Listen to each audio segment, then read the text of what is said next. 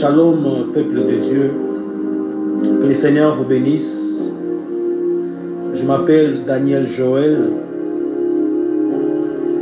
J'aimerais bien apporter une lumière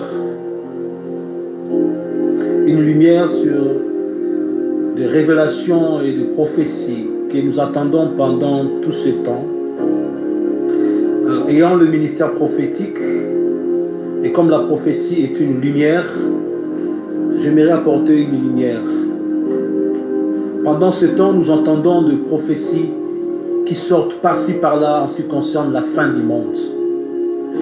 Oui, la fin du monde est réelle. La fin du monde est prévue dans le plan du Seigneur. Mais j'aimerais bien rappeler les enfants de Dieu une chose. Nous devons nous confier sur les révélations et les prophéties que la Bible nous donne. Car la meilleure prophétie, c'est la parole de Dieu. Les révélations que nous attendons pendant ce temps, que la fin du monde aura lieu à telle date, tel jour, toutes ces choses, j'invite aux enfants de Dieu d'être prudents. Nous devons savoir la différence entre la fin du monde et la fin des temps. Peuple de Dieu, il y a une très grande différence entre la fin du monde et la fin des temps. La fin des temps, c'est lorsque l'Église sera enlevée. L'enlèvement de l'Église marquera la fin des temps. Et la fin du monde ne peut pas venir avant la fin des temps. Pour que nous puissions arriver à la fin des temps, il y a des étapes que nous devons franchir. La première des choses, il faut qu'il y ait enlèvement. La seconde chose, il faut qu'il y ait la grande tribulation. Et la troisième chose, il faut qu'il y ait la guerre d'Armageddon. La quatrième chose, il faut qu'il y ait le règne de Jésus pendant 1000 ans, le règne du millénaire. Après ce règne du millénaire, il faut qu'il y ait la guerre qu'on appelle Gog et Magog.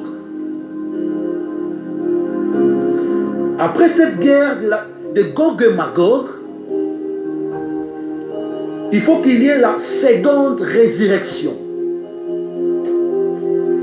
Parce que les Écritures nous disent, heureux les morts en Christ, car ils auront part à la première résurrection et la seconde mort n'aura point d'effet sur eux. Je viens dire ici que il faut qu'il y ait d'abord la deuxième résurrection. Et au moment de la deuxième résurrection que l'apôtre Jean nous parle dans le livre de l'Apocalypse,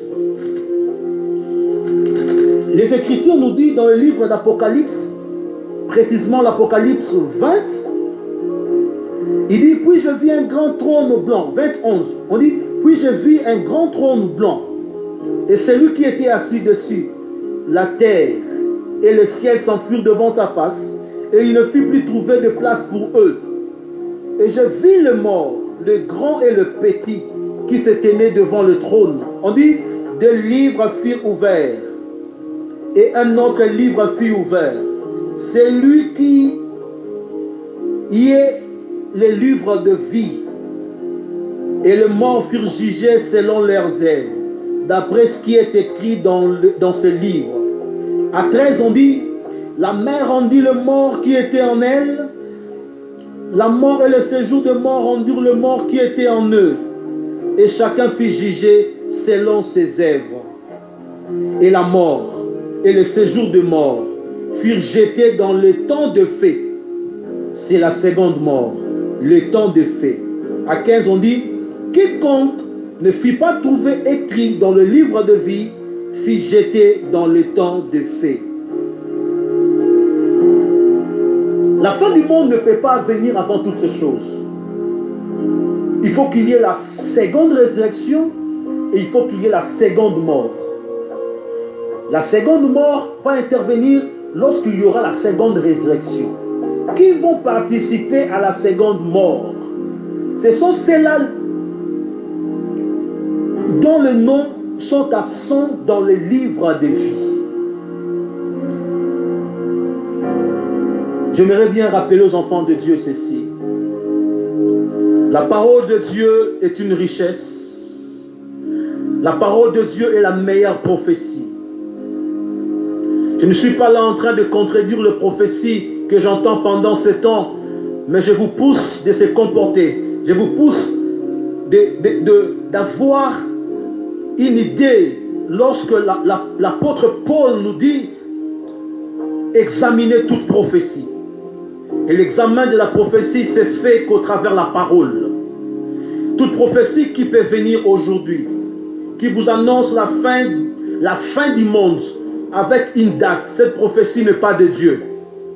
Parce que l'Écriture me dit même que le Seigneur Jésus apporte le demandèrent à Jésus. Mais quand est-ce que cela arrivera? Il dit, ces jours, même les anges ne connaissent pas. Ils ne connaissent ni l'heure ni le jour que le Fils de l'homme vient. Et le Fils de l'homme viendra comme un voleur. Bien-aimé dans le Seigneur, il y a des domaines réservés à Dieu. Il y a des domaines réservés à Dieu. La fin aura bel et bien lieu.